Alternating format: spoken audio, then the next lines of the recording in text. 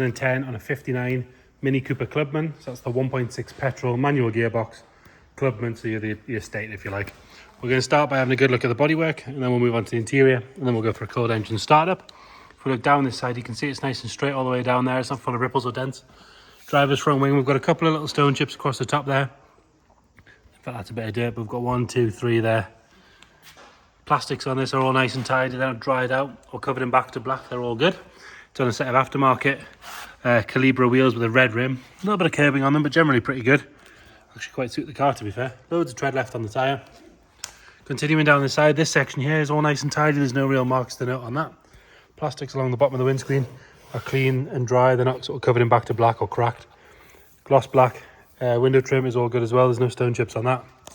We do have some stone chips on the leading edge of the roof, and you will notice there's a few sort of tree sap marks in there and bird poo burn throughs that just want polished out. Tints on the rear window, nice and clear on the front. All good around the wing mirror. And then down this door we've got a little mark there where it sort of took a little layer out of the lacquer. You can't really see it, to be fair, but it is there. Coming down this side we've got a little scratch just here as well under the handle, and there's a chip there where the door's been opened on something at some point. And there is another little scratch just above that rear arch. Another good wheel and tyre, again matching tyres. What are they? Rikens. Loads of tread left in those. And we'll look down that side from here. Round up the back. Tail lamps on both sides are bright and clear. That big third level brake light is all good as well. Bumper corners are neat on both sides. There's a little mark in the lacquer just there.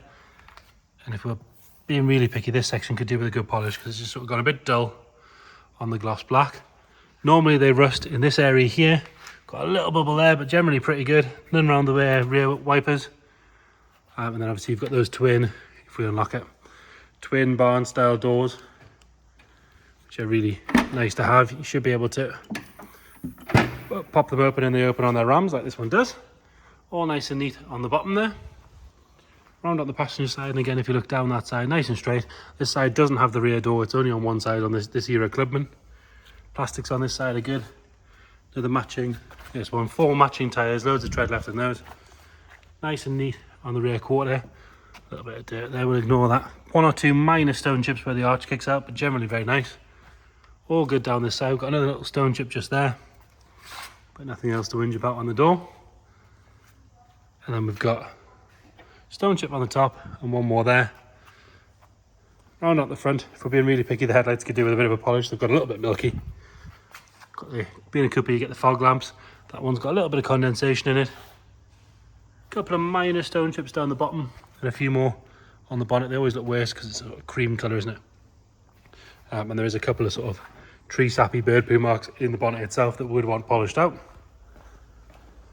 Moving on to the interior. A little bit of ingrained dirt on the white section there, which also doubles as your armrest and your handle, so you can kind of see why that would happen.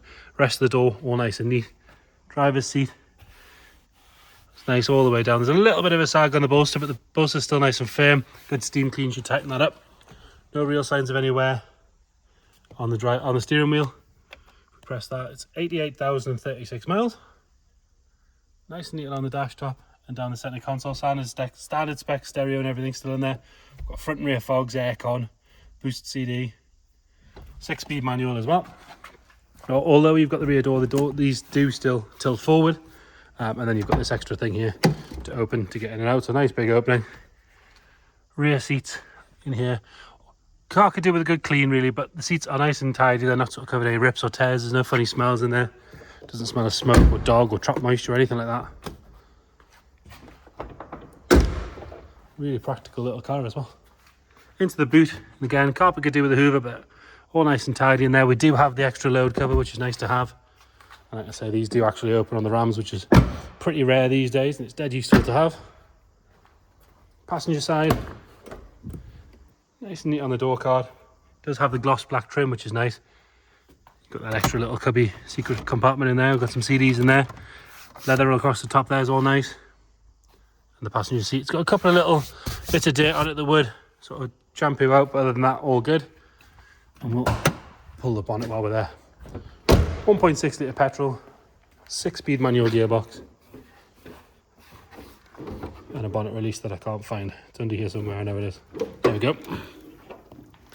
And again, wants a bit of a scrub, but other than that, looks nice and standard, not messed with. It's been parked up here for a couple of days. It started on the button this morning.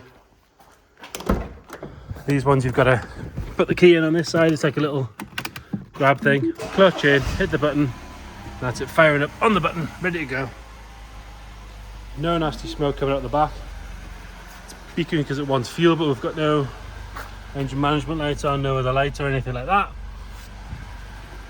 And more importantly on these, you want to check for rattly chains, which this one, nice and quiet, ticking over as it should.